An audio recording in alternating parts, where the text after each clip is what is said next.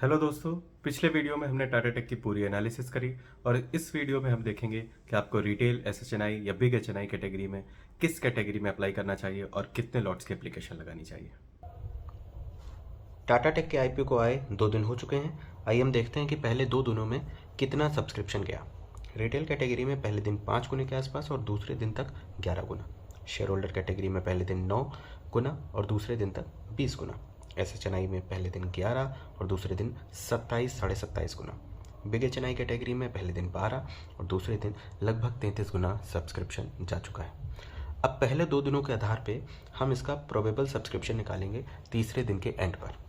Retail category में लगभग 18 से 20 गुना जा सकता है, शेयर होल्डर कैटेगरी में 30 से 35, एसएचएनआई कैटेगरी में 45 से 50 और बिग एचएनआई कैटेगरी में 50 से 55 की रेंज में। आइए अब देखते हैं कि रिटेल कैटेगरी में हमें कितने लॉट्स की बिड लगानी चाहिए। सब्सक्रिप्शन ऑलरेडी 11 टाइम्स जा चुका है, जो कि 18 से 20 गुना जाने की उम्मीद है। हमें सिर्फ एक लॉट का एप्लीकेशन डालना है, यानी कि 30 शेयर का।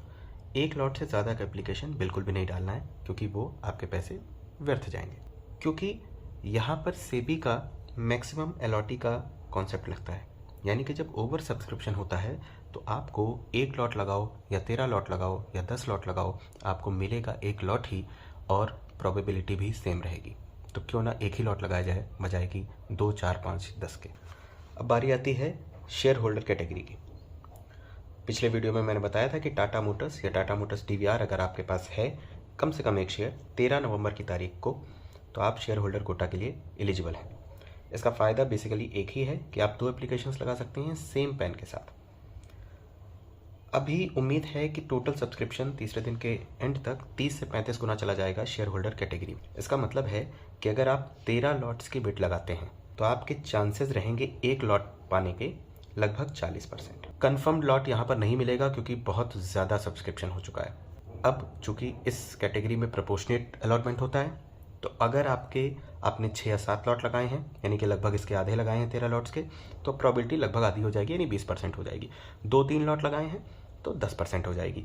एक ही लॉट लगाया है तो लगभग 5% हो जाएगी। तो आप अपने फंड्स की अवेलेबिलिटी के हिसाब से इस कैटेगरी में लगा सकते हैं। 13 लॉट्स का मतलब होता है लगभग 1.95 लैक्स। और या फिर आप दूसरे आने वाले आईपीओ जैसे कि गांधार ऑयल या फ्लेयर में भी अपनी एप्लीकेशन लगा सकते हैं एसएचएनआई कैटेगरी में, जो लगभग 2,05,10,000 की रेंज की होगी। अब बात करते हैं एसएचएनआई कैटेगरी की। जब आप 2 लाख से ज़्यादा की बिड लगाते हैं और 10 लाख से कम की बिड लगाते हैं तो एसएचएनआई कैटेगरी में लाई करते हैं। इस कैटेगरी में आपको अलॉटमेंट होने पर 14 लॉट्स के शेयर मिलेंगे 2 लाख से थोड़े से ज़्यादा, और या तो आपको 14 लॉट्स के शेयर मिलेंगे और या तो कुछ नहीं मिलेगा।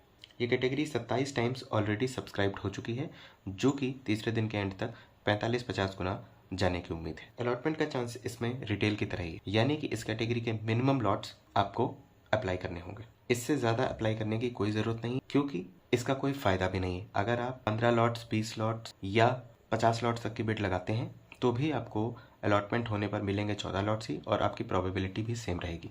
तो एक्स्ट्रा लॉट्स लगाने का कोई भी फ़ायदा नहीं है। हालांकि इसमें प्रोबेबिलिटी रिटेल से थोड़ी कम रहती है, लेकिन पैसा कमाने के चांसेस बहुत ज़्यादा होते हैं, क्योंकि आपको 14 गुना ज़्यादा शेयर मिलते हैं तो ऑब्वियसली प्रॉफिट भी आपका 14 गुना ज़्यादा होगा। आखिर में हम बात करेंगे बिग एचएनआई कैटेगरी की।